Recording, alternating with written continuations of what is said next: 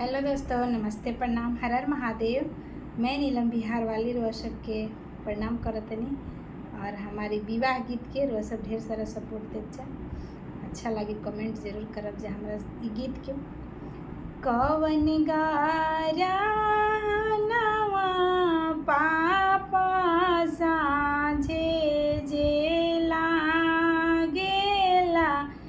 कवन गारा सार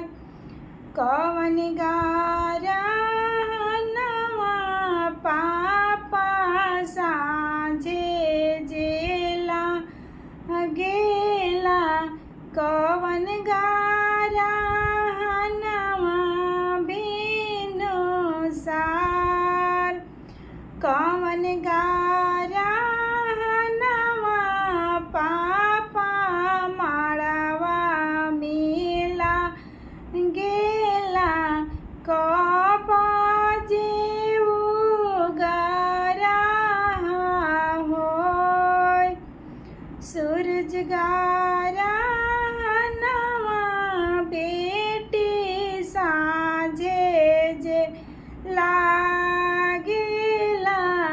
चंदा गारा नवा भीनो सार